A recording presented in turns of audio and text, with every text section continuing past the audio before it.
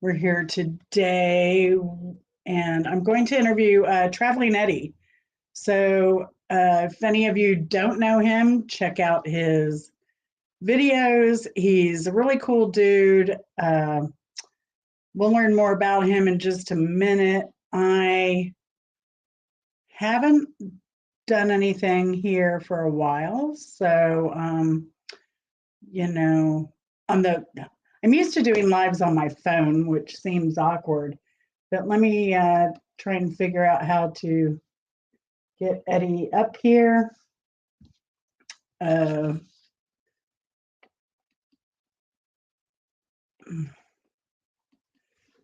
need to invite guest. Here's my link. And I decided to do it this way because, I'm just not that savvy. Hey, Hunter, good to see you. Let's, hopefully Eddie's here. Here's the link for him. So what are you up to today, Hunter? I need to get you on my phone because I can barely see the text on this computer. It's crazy. I think this is a 32-inch screen, and you'd think that would be big enough for text, but maybe it's just me. So Eddie, if you're here, go ahead and grab the link. Let me turn this down. Watching football games. Who's playing? I have no idea. Hey, Eddie, how's it going? We're just waiting for Eddie.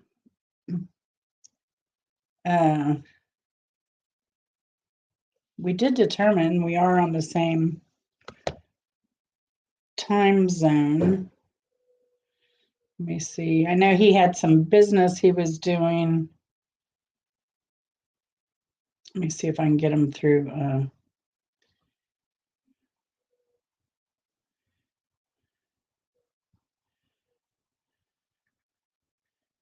text real quick.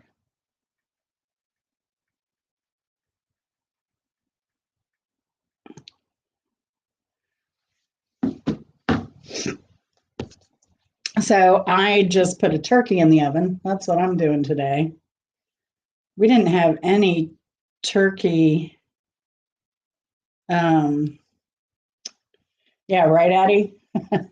We didn't have any turkey through the holidays, but I'll cook a turkey year round because I'll cut it up, freeze it. I'll make pot pies and stuff with it. We like good pot pie. And I make my pot pies a little differently. I put my filling on the bottom, and then I just cover it with a pastry on top. Yep, there's Eddie now. Let's let him in. How do I do that? Did you grab the link, Eddie? I see you in the private chat. Oh, okay, I see where you are.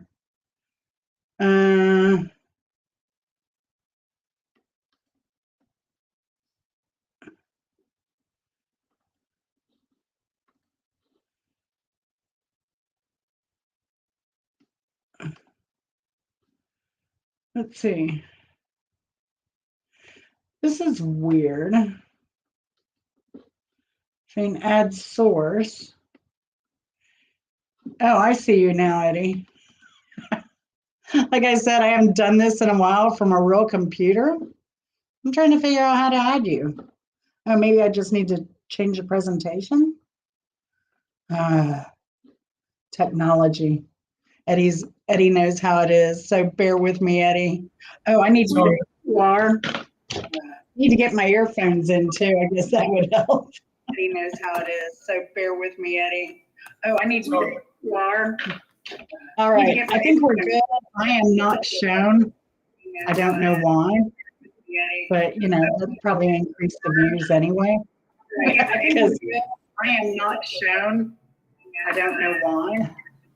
Eddie, you look better than I do. So let me figure out. Because Of course, no problem. Holy moly. Eddie, you know better than I do. So let me figure out. Of course, no problem. Holy moly. I only have one window open. What is going on? Of course, no problem. I only have one window open. What is going on?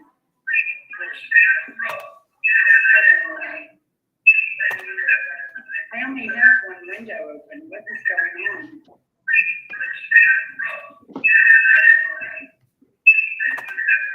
I only have one window open. What is going on?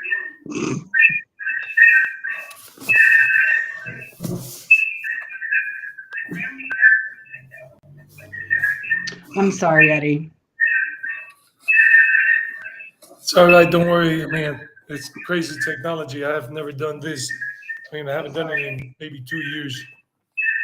And this is the first time I've had this issue. Crazy technology. I have never done this. Oh, do you have another window open, Eddie? Because we'll get a, just close it so you're only on the restream window.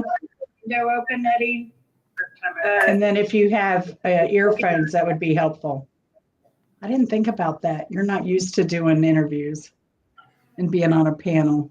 Do you have any earbuds? Restream window now. Okay. Do you have any earbuds? No. No? Oh, that's okay. I think it's better now. Right? We don't hear any echo? The other window, so I guess the other window was giving us a little echo.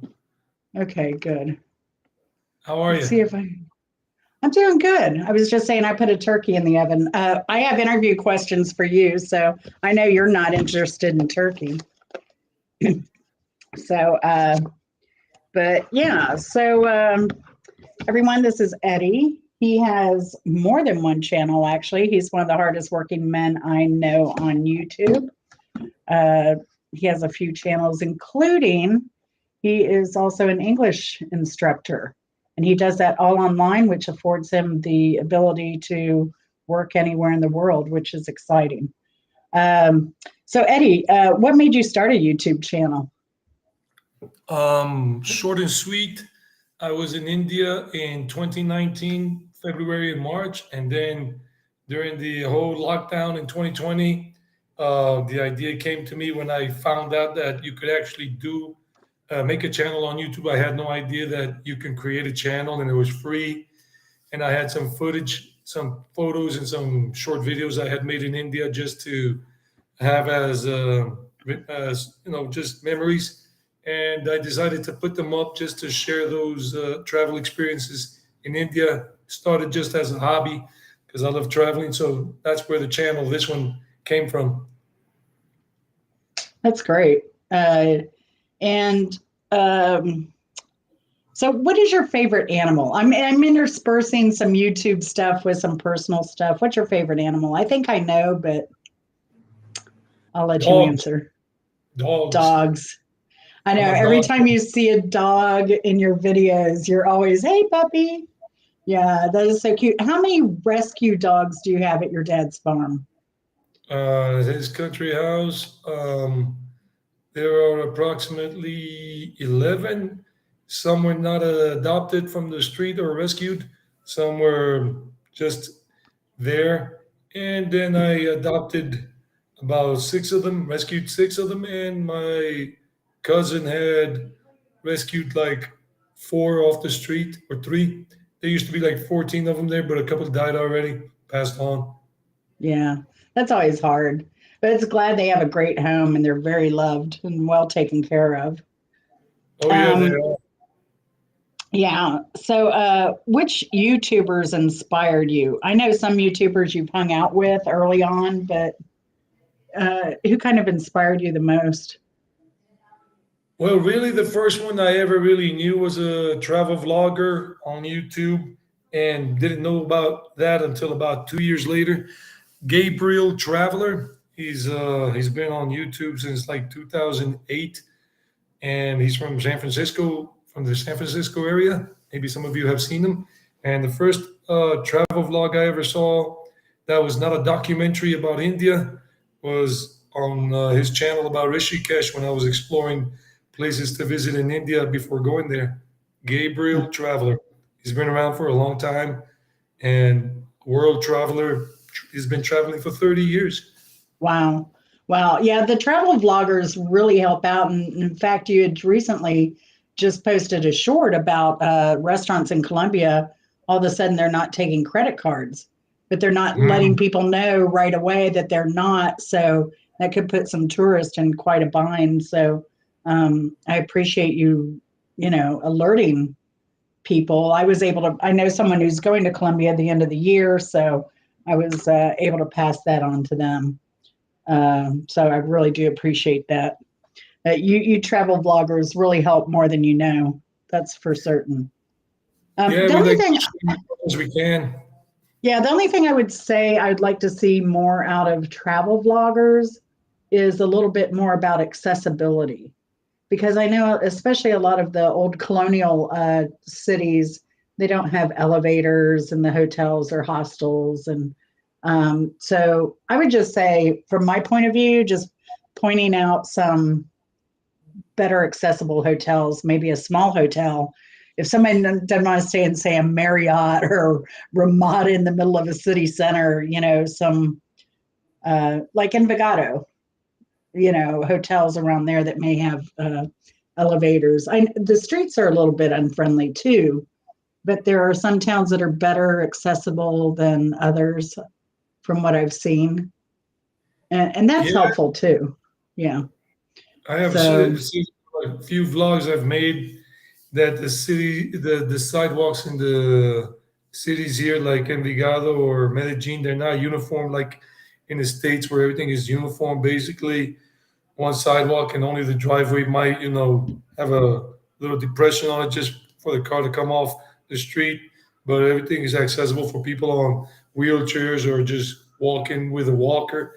But the ones here, they're just starting to change that up here in Envigado, but still they got a ways to go all over Colombia. The sidewalks are not too good, and some places don't really have hotels. Like Envigado itself has, like, I've only seen like two hotels. Everything else would be like maybe an Airbnb. yeah, yeah. Let's see. Next question. How many Somebody channels? asked, somebody was We'll asking, go. Yeah. how do you Well, travel? Bus, plane, uh, basically by bus, by plane. That's how I travel around yeah, in Mexico or India, or train in yeah, India. yeah. And he's really good about showing different ways of transportation, uh, and which buses to take to get to another city and that type of thing. So you'll appreciate. He thinks of quite a few things, but he won't cover everything in one video. Like a lot of what he's doing now is doing different areas around Medellin and Envigado, where he stays for now. Uh, but and a lot of detail about those neighborhoods. And he doesn't edit much, and he really doesn't have to, because it's kind of like a walking tour, which is really cool. Because anywhere else you'd have to pay for that kind of money, that kind of service. But Eddie gives it to you for free. You just subscribe, hit that notification bell, and he will eventually cover it. And he's good at answering questions too. So how many YouTube channels do you have? I have four, three in English and one, well, basically two in English. One is this one, Traveling Eddie, the main one. Mhm. Another one is Traveling Eddie Shorts, where I'm just putting up shorts, reels. Another one is in Spanish, the same topic, content, Eddie Viajero, just basically the same Traveling Eddie, but translated into Spanish. And another one was just about yoga, about mudras and meditation and things like that, because I've been doing meditation, yoga for a long time. Yeah. So can you give us all of the addresses for all of your YouTube channels? Yeah, Traveling Eddie is one, obviously. yeah, that's one. Let me see, how can I get that here into the, You're spelling, I think. Botox. Because Just spell the Spanish one yeah, because that's E if double you D. Uh huh. I was just going to say if you're someone who wants to learn Spanish, it's a good way to learn Spanish because he's talking very clearly in short sentences, pretty much. I try every now and then, I'll throw some Spanish on his English channel just to, as they say, uh, practicar necesito. Eh? It's necessary to practice. You got to practice it. So, yeah, check out his Spanish channel too. And sometimes on his English channel, he'll do Spanish and people will complain, but I love it. I wish he would just consolidate to English Spanish so I can learn both. Because I'm not great at English either. So, Eddie, go ahead with your Spanish channel. What is the spelling there? Yeah, the one in Spanish is E double D Y. My same name, Eddie, but with a Y because if I spell it like in English, people would mispronounce the name. So it's E double D Y and then a space VIAJERO.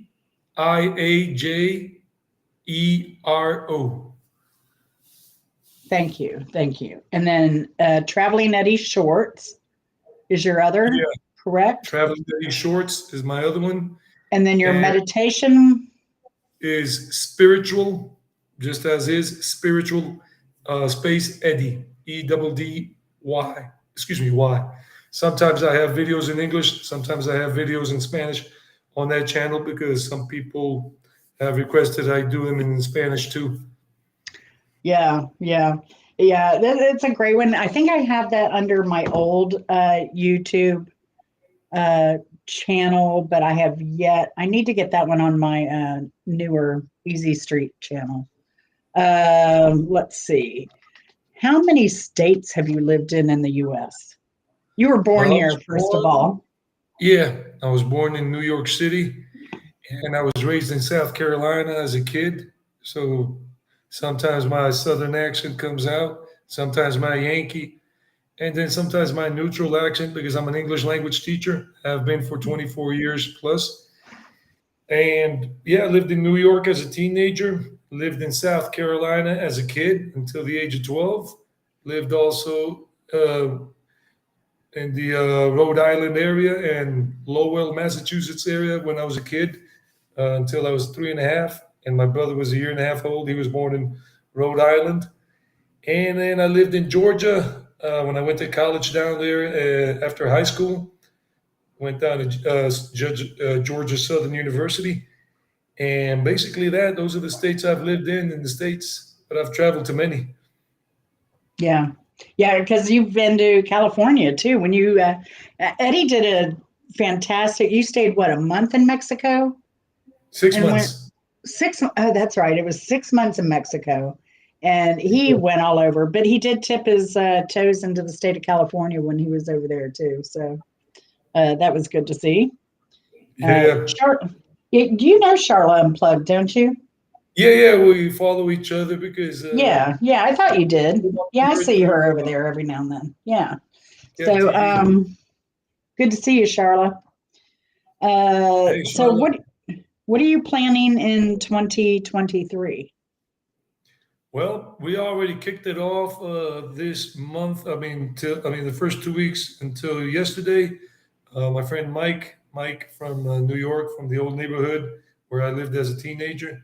We were in Santa Fe de Antioquia, which is a colonial town here in the state or in the department of Antioquia. Here in Colombia, they don't call the regions states or provinces; they call them departments, like like in a company, departamento. And we were in the former capital of Antioquia. Today, the current capital is Medellin, but previously, until about 150 years ago, it was Santa Fe de Antioquia. We were there for 4 days and enjoying that colonial town and its atmosphere and seeing a few foreigners there from the States and Europe visiting. And then we flew out this week, which is sending today, but we flew out to Santa Marta on the Colombian Caribbean coast, which is the second most visited city on the coast after Cartagena, and it's growing big with foreigners. We saw a lot of Americans and Canadians and other foreigners in Santa Marta there because there's so much to do around there. So the year already started off with some traveling here by plane to certain areas. Now I'm back. I start work tomorrow again as an English language teacher online, and I'm planning to fly out to India during the second half of the year. I'm saving up the money so I can go out that way. I'm going to be living in Asia, primarily in India, and traveling through there, slow travel and visiting places that I visited before, going to Nepal as well, Sri Lanka, Thailand, all of that is in the works for 2023 and beyond. That's great. So exciting. I'm so excited for you. That's a country I've always wanted to be travel to, and the people are so friendly. It's so colorful, all the clothes they wear. I love it. And of course, I love the food there. Um, but yeah, that I don't think I'll ever make it, but I'm happy you will, and I can live vicariously through you. I So hear you. we'll have fun doing that. So how many states in India have you traveled to of the 28 states? I think there are 8 territories and 28 Mhm. states. Wow. I mean, I'm trying to remember all the ones I visited. I visited the state of Uttarakhand, the state of Himachal Pradesh, which is in the Himalayan mountains, Himalayan as they call it, the Himalayas. Also, Uttarakhand is in the Himalayas. I visited the state of what's the name of this other one? Uttar Pradesh. Yeah, Uttar Pradesh. I visited the state of Odisha on the Bay of Bengal, where the capital city is Bhubaneswar. What else did I visit? The state of Maharashtra, where Mumbai or Bombay is located. And I traveled by train to some other states, the state of Bihar, and 2 states I went through, but I didn't actually get off the train, but I went through them. And yeah, those states, I'm trying to remember what other states, another one, Punjab, I think. Yeah, about 6, 7 states Yeah. So what's been your favorite state so far? in Maybe a India. hard question. Yeah. Hmm. I mean, because I went to India on a spiritual journey. It was not tourism per se in terms of the normal tourism. I mean, I was in Delhi and I didn't even bother to go to Agra to see the Taj Mahal, which is one of the wonders of the world, of the modern world and whatnot. And I didn't go there, but I would say that's between Odisha on the east coast of India, on the Bay of Bengal. Beautiful sunrises there on the beach. People there early in the morning by the dozens, I mean, by the boatloads of people meditating, foreigners and locals just doing meditation, chanting, walking around, taking a dip in the ocean. That's got to be one of my favorite states, Odisha. And the other one, definitely Himachal Pradesh, in the mountains of the Himalayas. I was there for like 14 days in some remote villages where nobody normally went to, and it was so pristine and so authentic. Wow. That sounds delightful. So who has the best food in India so far? Oh I'm no, a foodie, so that's I'm a foodie. I love vegetarian food and food, and India has just so many. It's multicultural cuisine. I mean, there are so many right. cuisines there. I mean, you got food from South India. There's great food from North India. Food from the center of India, from so many places in Udaipur, which is in the state of Rajasthan, and they're Mhm. known for their I forgot what they call it, the dal puri and whatever. I mean, Uh, there's so the, many the things. the And the dosas. You like the the dose, dosas? Yeah. you can have Uh, sweet doses, you can have salty doses. Puri pana. Yeah. Gobi Manchurian. You like gobi Uh, Manchurian? The cauliflower. yeah. With, I normally ate aloo gobi, which is potatoes and cauliflower in a spicy sauce. That's a very good mhm, one. Aloo gobi. Um, I mean, there's so much. The paratha, paranta is like a bread, kind of like fried bread, but mhm, just with a little butter, and you can have potato bread, or you can have cheese bread or mhm. vegetable bread, and this looks like a big pizza, but it's totally different. There's so many things, but my best thing is chai. The chai is awesome. Spiced tea, especially Hmm. in Mumbai. I had the best and the cheapest chai in Mumbai. That's great. Yeah, I have a chai in my cabinet. Not as good as what you had, I'm sure, but um, uh, let's see. So, how long have you been a vegetarian? I became a full vegetarian back in December of 2010 when I was living in New Jersey. Hmm. Wow. So, before the India trip, that surprises me. I Yeah, expected you to say it was a thing that happened in India during your kind of spiritual awakening, or no, it happened way before because of my love for animals ever since I was a kid. And when I was a kid growing Mhm. up, most meat or whatnot, I would just automatically throw up when I was eating it. And my mom wouldn't make me eat it anymore and would just give me what I was tolerating. So I was not a big meat eater in terms of eating all kinds of meats and fish or seafood. And I tried to become a vegetarian twice before, but failed once when I was 19 years old, and another one when I was like 20 something. And finally, I went at it when I was 37, and that's it. Took me about 2 or 3 years because listened to some people saying you shouldn't give up meat because you need to eat animal protein. If you don't, you're gonna get sick and die. And I went slowly, and I became a vegetarian. And then I joke around with those people. I like, so how's it going with Eddie the Ghost? And they're like, what do you mean? Well, you said I was gonna die. I'm not dead. I'm here. Yeah. Now, see, Hunter, I know he was in the meat industry as a profession.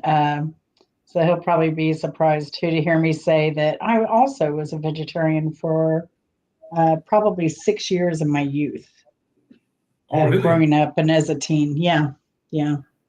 Um, and I just went back to it. I had some other, yeah. It, I've gone back to meat, but I will say I'm vegetable centric. I would rather have a vegetable or maybe some sauce from my meat to dip my veggies in, but I prefer vegetables. Uh, if we're sharing and there's the last piece of meat, it'll go to Chris before I'll take it for sure. So let's and let's if you don't mind, do you mind talking about your experience in India and kind of why you went there? And I mean, you don't have to. I know it's on your channel, but uh, Of course. Yes, yes. Ask whatever you wish to ask. I just, well, I've heard you say that it saved your life. yeah, I even made 2 videos about it, or three, explaining that. Old videos when I was not that good of a film editor or video editor, but practice makes perfect, as they say. But yeah, it all started like I'm gonna sum it up as best as I can. Back in 2013, I met the Hare Krishnas here in Medellin. Um, I had, yeah, I had just been back in Colombia for a year after living in the States for 2 years. I had gone back there to live there, but I didn't like the States anymore in terms of what was happening and to my life, and I decided to come back here where I had a better way of life in terms of work and just everything. And I met the Hare Krishnas because I started to do yoga in 2013, and where I was living in Medellin, I was looking for yoga centers, and I found one that was near my place, and I went there. They turned out to be Hare Krishnas. So I paid to do yoga, to be in yoga classes with other people, and the yoga instructor was, of course, a Hare Krishna. And at the end of each yoga class, he would read from a book called the Bhagavad Gita, which is a super famous book in India for spiritual purposes. And I had already been reading that book 3 years previous to that. And I had questions when he would read something from the book at the end of the yoga session. And then they started talking to me more, seeing that I was a vegetarian and I was inclined to spirituality and whatever. And then they kind of said, "Hey, don't you want to, get initiated by the guru?" And like, initiated guru? What are you talking about? I had no idea what a guru was. except for the Wall Street gurus making money, and that was it. So I got interested. They talked to me about it. The guru came into town a few months later, and I took initiation. So I became a Hare Krishna and whatnot for a while. And then I started finding out about India through them, and that every year some of them that had the money would go to India for the biggest month in the Hare Krishna's way of life, which is October, November. And I wanted to go, but I couldn't. And I did more research. And then I left the Hare Krishnas because I just didn't want to continue in that organization for some things that I saw that just I didn't agree with. And I still went to India anyhow, and I loved it. I wanted to see what was out there, what was all the hype about. Yeah. But you consider yourself non-religious now, right? Is that correct? Yeah, Or totally spiritual. I mean, it's all for spiritual? me. But yeah. We're all under the same. In the end, we're all family in terms of where this all comes from. Just non-religious, no affiliation to any one of them. I was a Catholic, born and raised a Roman Catholic. Excellent. All right. So I think that's the end of my regular interview questions. So do you have time for some? Well, I Yeah, do want to do a quick fire round. yeah, go Okay. ahead. What was your first job? My first job was basically, it was kind of like an informal job. I wasn't hired by anybody, but it was in South Carolina. We lived next to a golf course out there. And then my brother and I would go and get the golf balls that the golfers would shoot into the woods or into the lake. And we take them out, wash them up. You know, you had Top Flight and Titleist and whatever brands. And then we would take them up to the clubhouse where the golfers were, and all washed up, and they would like buy them from us, the ones they wanted, give us a buck a pop, and we were making money. So that was my first job at the age of like 11 years old. Oh, And then I love it. and I worked as a paper boy for the New York Post and the Daily News when I was 12. Wow, that's cool. That is cool. What's your favorite color? Basically green, but I also like yellow and blue. Cool. Favorite food?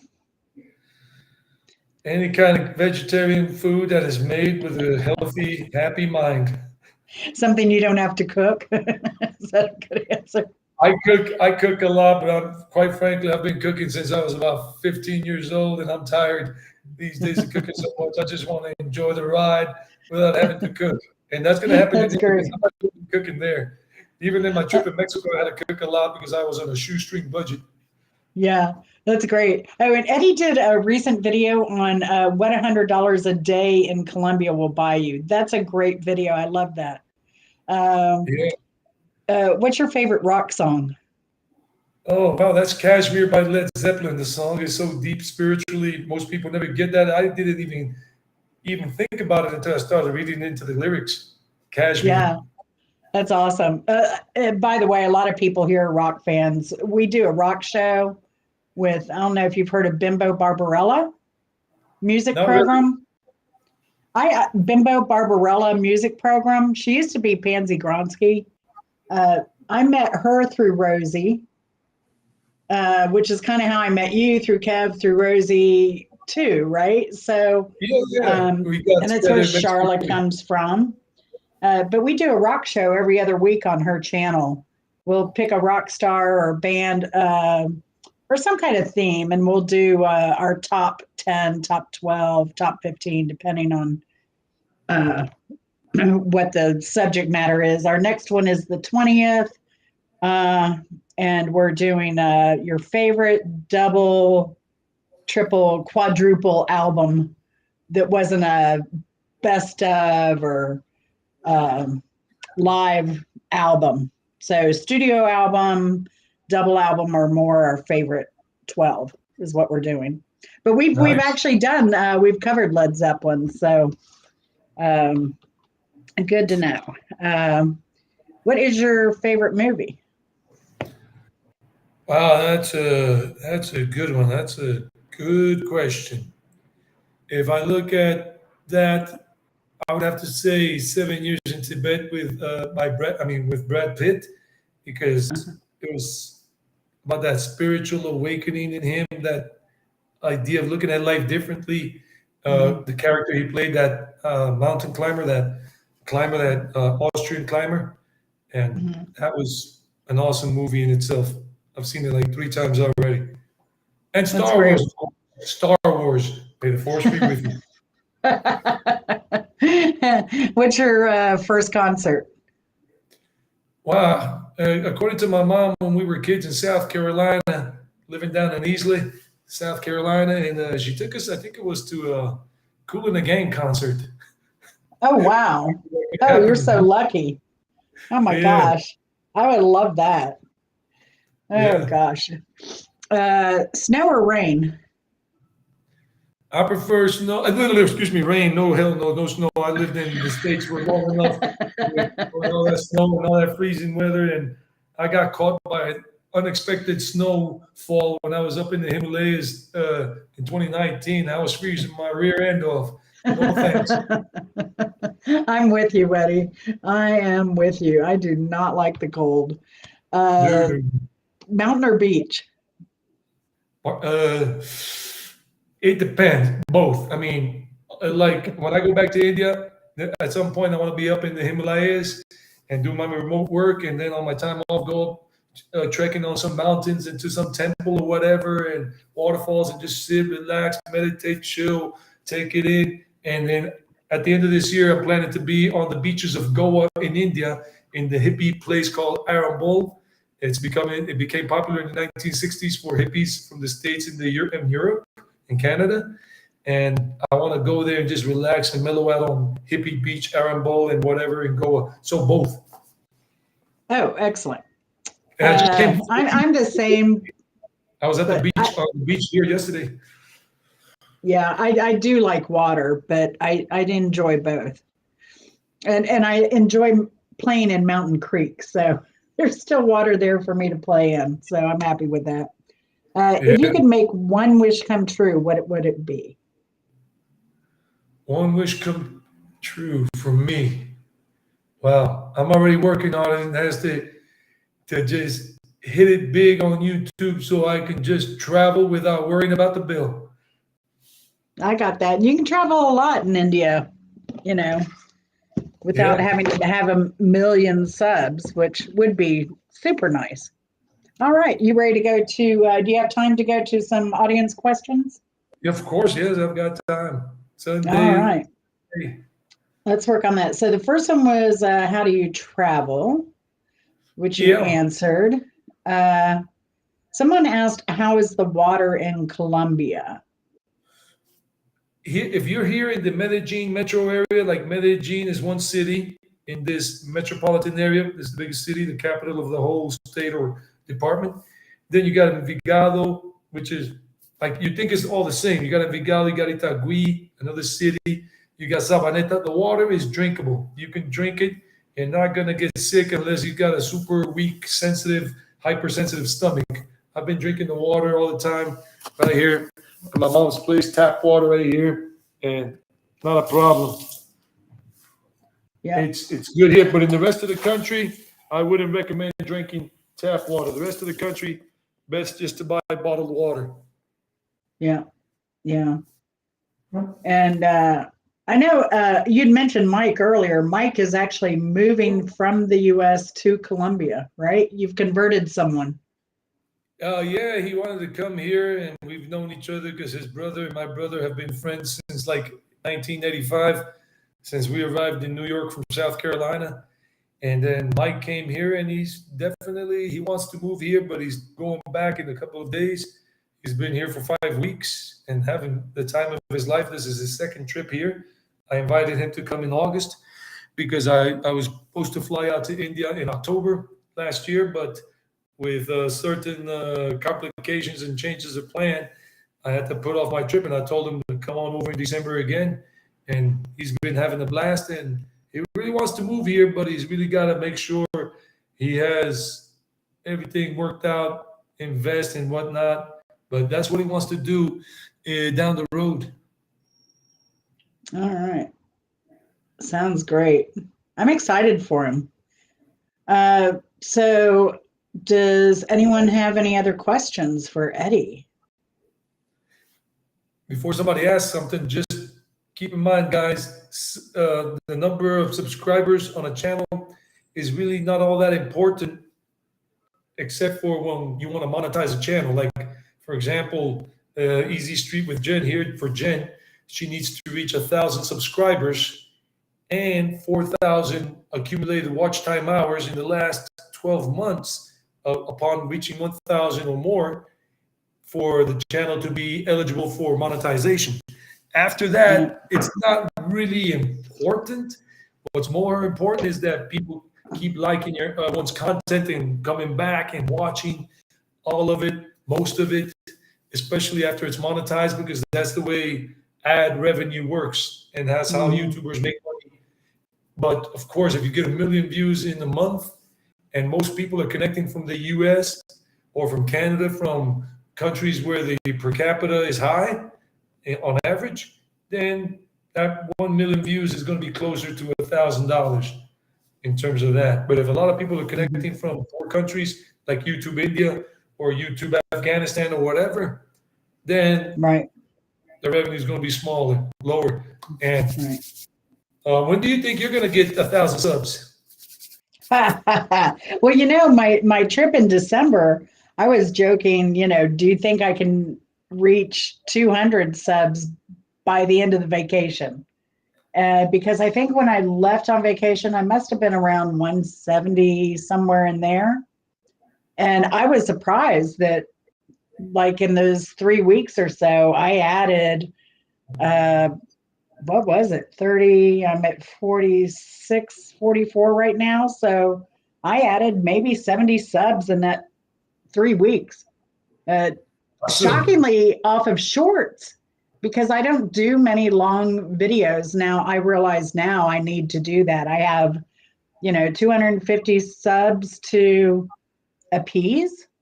I do a variety channel, so mine's cooking. I'm open to doing other interviews. And I do, just goofy stuff, and I do my gardening stuff. So kind of more of a variety channel. And I think Rosie kind of opened me up to that being okay. Because, a lot of people, they're like, oh, you have to have a niche. I don't think you have to have a niche. You just have to have a personality or a welcoming heart that people want to hang out with. And that's what I love about you, Eddie. You have a great personality. He's also known sometimes as Singing Eddie, Laughing Eddie, Wet Eddie, Soaking Wet Eddie. So I like sometimes I say I don't want to be Wedgie Eddie. Yeah, no. No, and we love people that have a great personality, enjoy life, and love to laugh. And liking good rock music is a bonus here. So and country music too, and southern rock. Leonard Skinner, Simple Man. Oh gosh. Yeah. But you stay with what you connect with the most, Jen.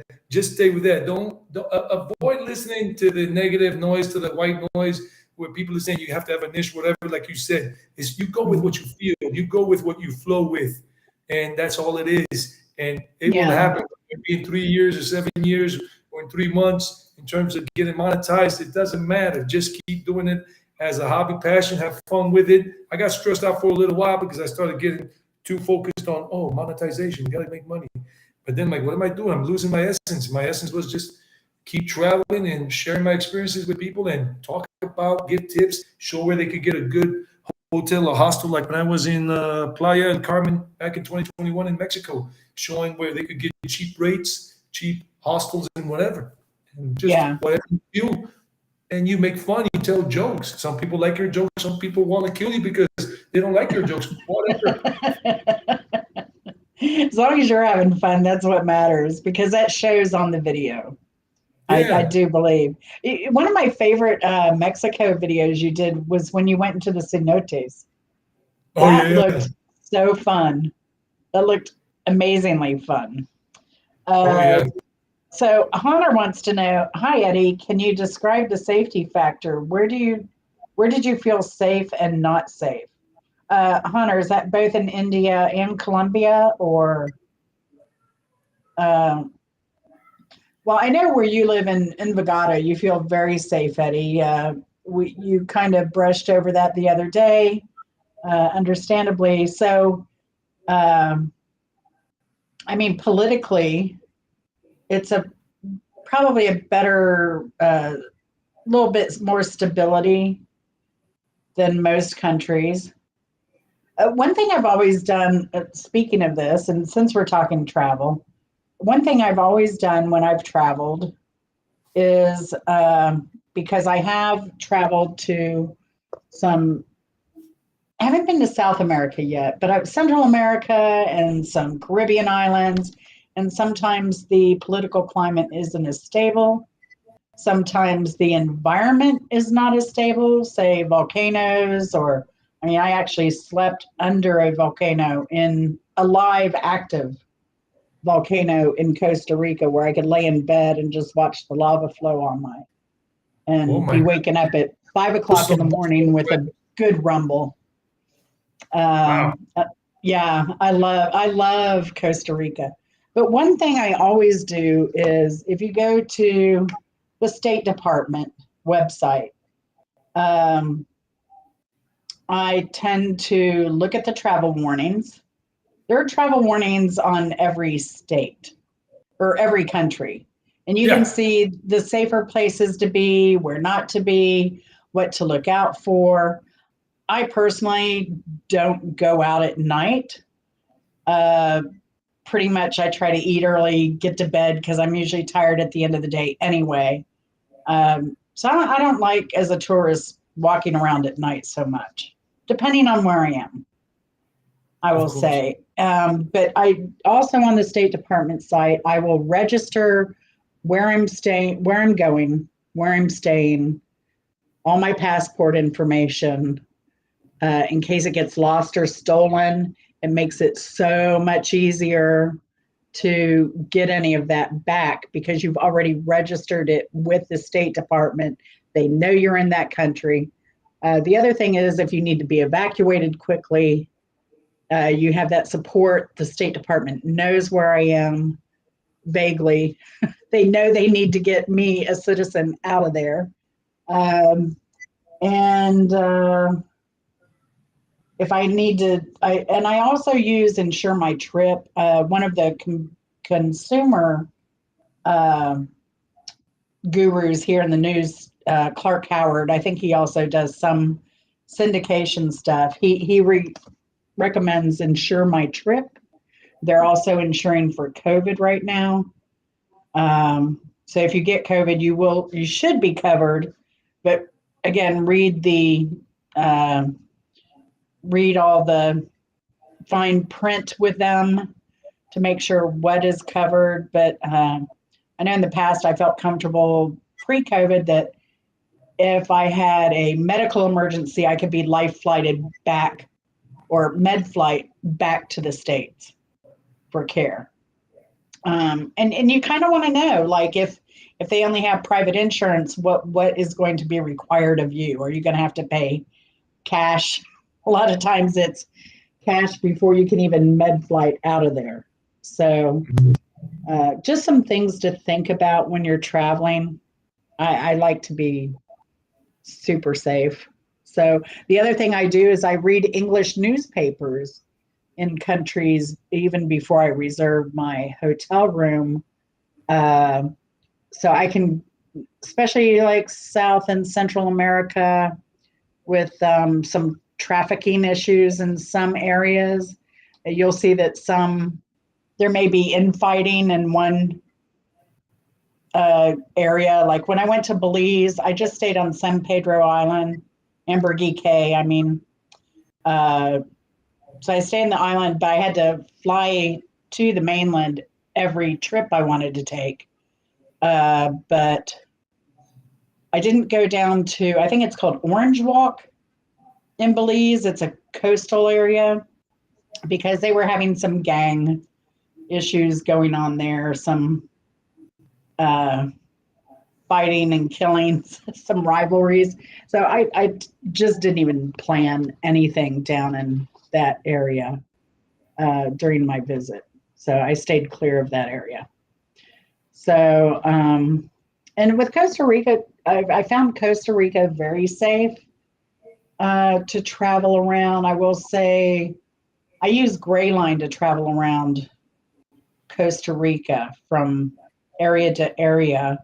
And I know our driver did have a sidearm coming into San Jose the night before we were supposed to fly out. And we did have armed guards at our hotel. So, but I felt very safe there. And it's an inner city. So most inner cities are going to have, whether it's New York City, if you stay in a fine hotel, they're going to have probably armed guards around somewhere on the property sometimes. So typical, not unexpected, but it made me feel comfortable too.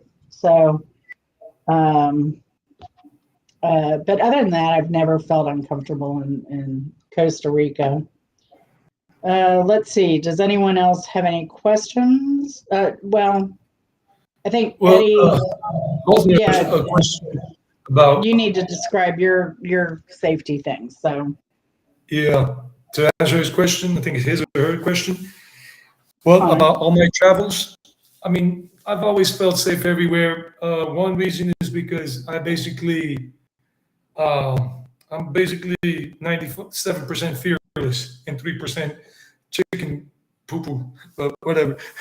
Um, because I really just go vibing, relaxing, and go places. And if something comes my way, I face it like I have been ever since I was 14 years old when I got tired of being a victim of bullying, all the way from South Carolina to New York. And I started fighting back, and that was it. Didn't let anybody bully me anymore. And I just kind of like just took the fearless factor on and said, screw this, be like Braveheart, William Wallace, and go all the way. So I go to places, but I ain't stupid. I ain't dumb. And I do know that if a place is really dangerous, a neighborhood, whether it be in New York City or Atlanta, Georgia, or here in Colombia, like in Medellin, if a neighborhood is really dangerous or hot, like a hot spot, I'm going to stay away from it. I'm not going to go looking for trouble. If trouble comes looking for me, I will try to defuse the situation. And if not, then I just got to fight or flight. If too many people are there, then just run.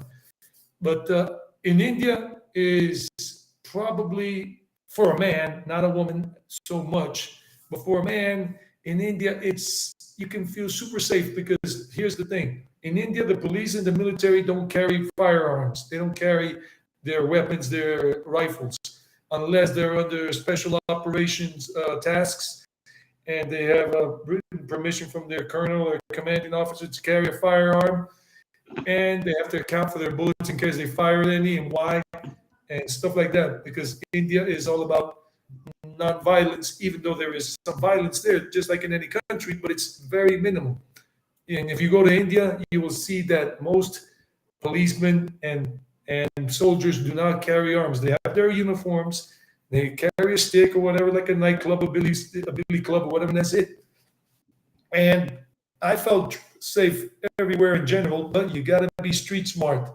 And if you're not street smart, then like Jen says, find out from locals, find out from the State Department what areas you should avoid so that you don't run into any mishaps. But I felt safe everywhere in general, but I'm always looking behind my back in a sense because I got kind of like a sixth sense if somebody's following me or something.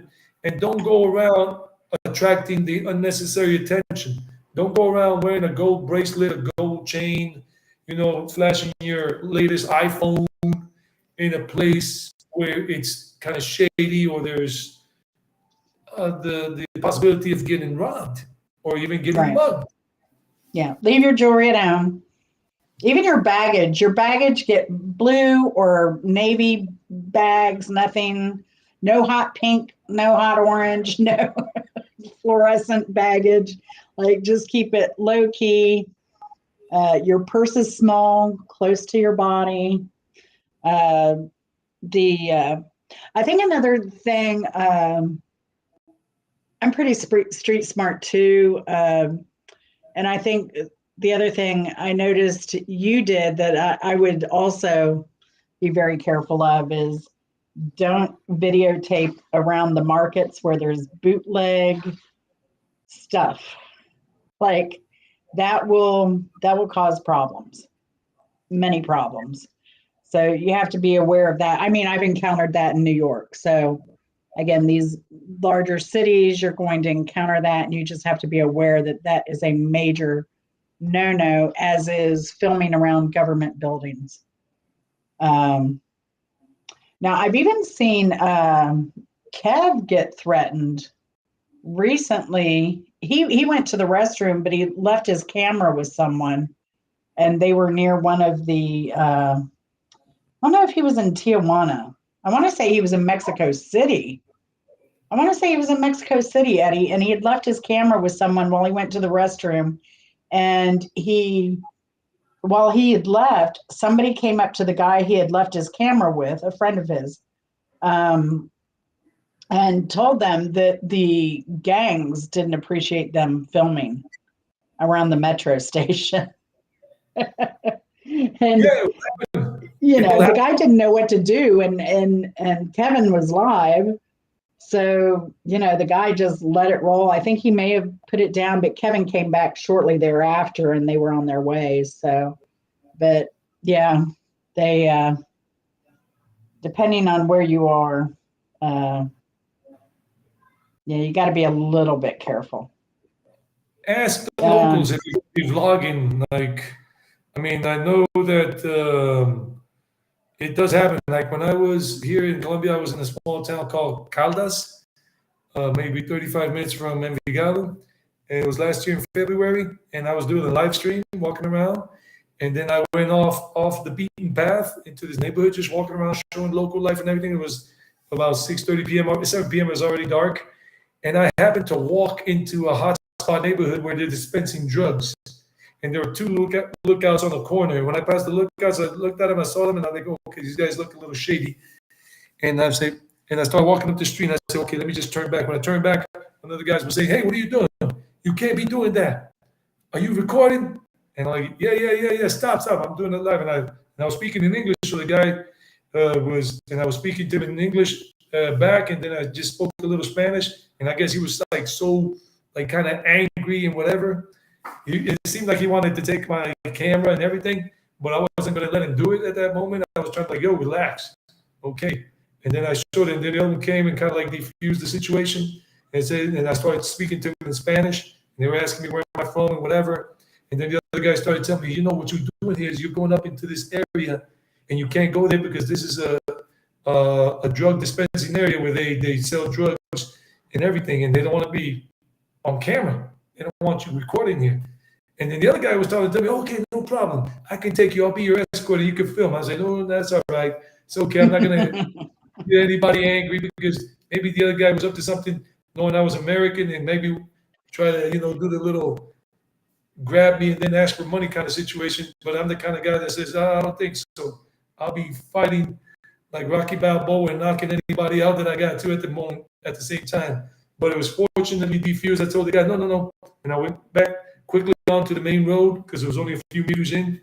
And they didn't bother anymore. And then I just walked back. And that was cool as a cucumber the whole time. I don't get scared or whatever, but I did notice I made a mistake in turning up on that street when I saw those two guys that looked a little shady. Mm-hmm. Yeah. Yeah, stay in that's another good tourist trip is stay in the open around a bunch of people. Don't go down those. Like even in Paris, we're in Montmartre is where we normally stay. And I've been there before, so pretty comfortable, but I think we were looking for a grocery store late at night. I think I wanted wine or something.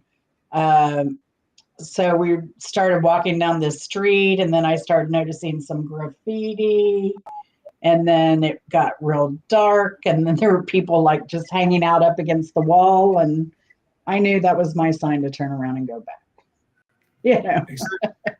You got to know when to play with it and when to say, okay, You can't do this here. Yeah. And somebody's saying that India is known for having scammers. Yeah, there are quite a few scammers in India. I can't say how many, but if you go to the major tourist places like in Delhi, whatever, even at the airport of these places, or in Varanasi on the Ghats, there on the Ganga River, the Ganges River, you're gonna have scammers, people that come up and they know because we're Westerners, they always say hello to us with a handshake, and then when you handshake them, because it's a sign of respect and good manners. If somebody extends their hand, you extend the hand too to shake. But then the Hmm. scam is they'll hold your hand and they'll try to give you a massage. Hello, Vanessa. Somebody's saying hi. There you go, Vanessa. And and then they'll say, "Oh, I can do Ayurvedic massages because India is famous for Ayurveda, a type of ancient medicinal way of treating the body with this and that, with herbs, with different whatever massages and whatever." And then the guy started like trying to massage my hand, like, "No, relax. No, my friend, it's okay. I'm a practitioner." And they were trying to scam me because I already knew about this scam. So you got to be careful when you go to India that you don't get scammed right out of the airport taking a cab. They'll charge you probably 3 or 4 times more the price. It's better that if you're going to go to a place like India, Nepal, or whatever, Sri Lanka, Thailand, you try to get a SIM card before you travel through Amazon, whatever, right? A SIM card for that country that as soon as you land and you put it in your phone, it's activated and you'll have your data. And then you use an Uber app or one of the other apps for calling a cab and what's up, and they'll just give you the real price, and you won't get scammed for 3 or 4 times the price of a taxi ride. And places for tours, they're going to charge you a lot, just like in Cancun. Foreigners, they look at us and they try to charge us at least $20 more for a tour, or 30. Wow. That's fascinating. Fascinating. Uh, so I think we're going to wrap up if no one else has any questions. Vanessa says, can't stand massages, period. Only person that gets that close is my husband. I love a good massage, and the harder, the better for me. Um, everybody's thanking you, Eddie. Yeah, I want Yeah. to thank everybody for showing up, bearing with my fumbling around the beginning of the year. I think this is I've only done maybe like interview with a guest. I think I've only done that one other time. So I appreciate you bearing with me in the beginning. Y'all are great friends. These are great people, Eddie. So I hope they follow you and start commenting on your stuff. Um, thanks for taking your time to join us today. Uh, if anyone wants to be interviewed, hit up my email. Eddie, you're available on Instagram Yeah. and YouTube on your Traveling 4 YouTube channels. Traveling Eddie 1 at anymore. Instagram. Like I said, Eddie's great at answering questions and interacting with people on his channel. If you like this show, you like Eddie's stuff, make sure to hit the subscribe button and notification bell. Eddie is he's looking at partway through the year, Charlotte, of heading to India. Yeah. So Sometime in July is what I'm aiming at. And I'll be living there in India now. I'm just coming back this way after maybe 2 years to visit folks and up in the States to visit my brother and his family. yeah. But yeah, thank you all. I mean, Jen, thank you for having me on. And when I'm in Oh, Eddie, India, you're awesome. I love you, Eddie. I want to do an interview with you too, a live stream. But when I'm there, because I'm expecting hopefully to have a larger following when I'm in India, because Indian people love to subscribe to YouTubers' channels, travel vloggers who are there in India showing their country, and then the point is to grow a lot there. And then when I've grown more, have people following me more, then I want to do an interview with you, Jen, and then Thanks, get you on Eddie. the map with those Indian people and other people from around the world to help you back. I love helping people back, whatever I can give back. Like I give shout outs on my videos when I'm doing a live stream or I'm doing a pre-recorded vlog and I say, people, please check out Easy Street with Jen, or check out Charla Unplugged, or check out whoever or whatever, Witty Travels.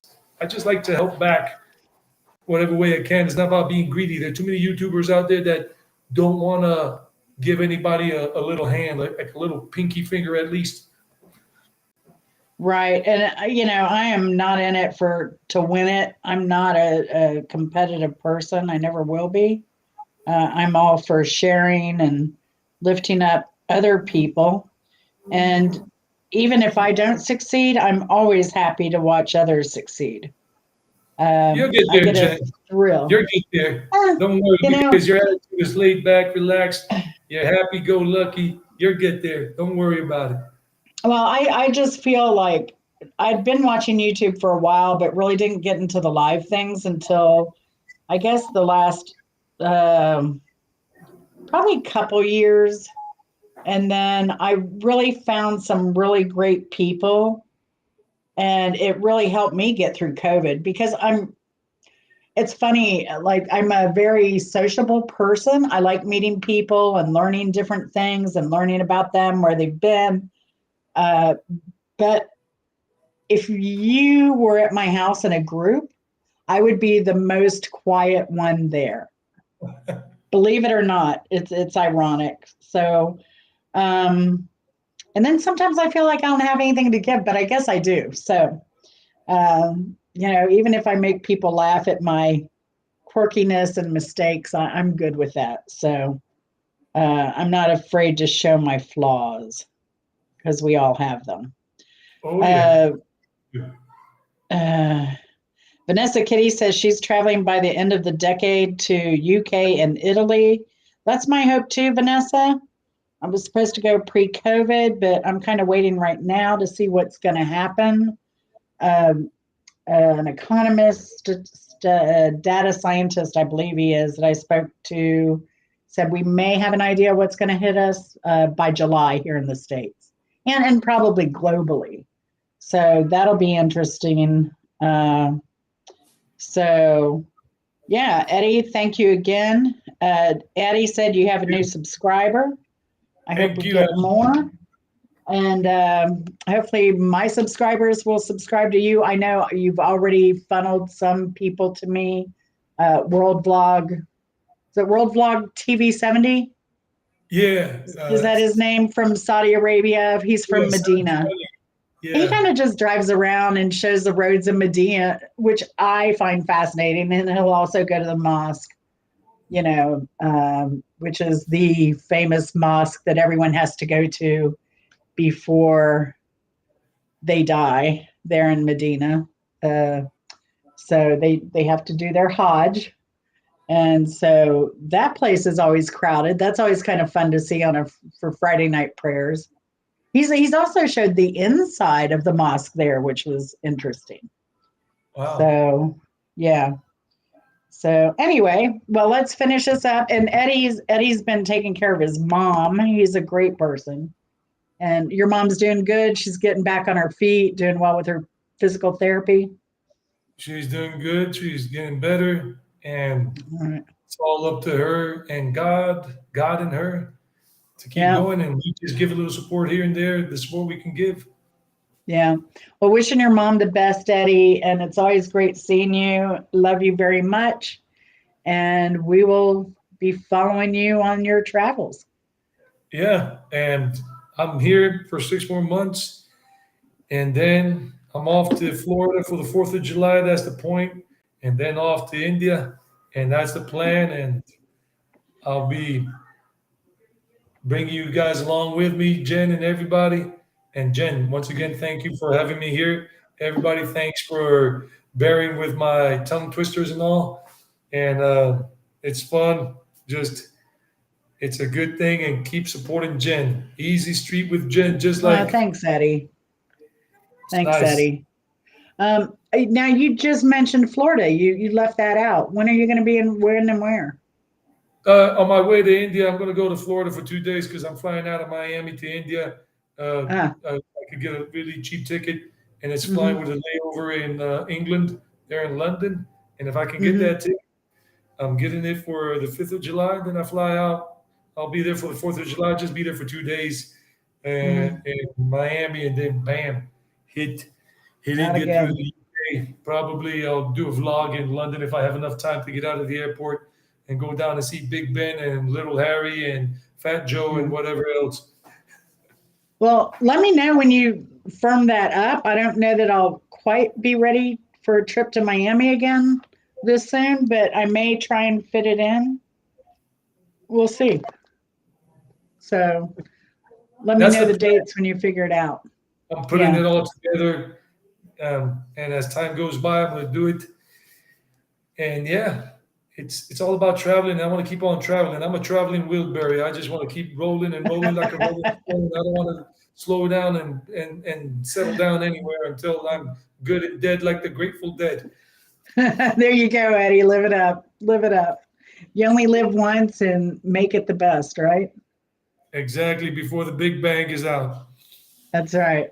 All right, Eddie. Thank you so much again. Thank you, everyone, for showing up. We love you, and we'll see you later. Stay Bye. blessed and happy go lucky. Bye bye.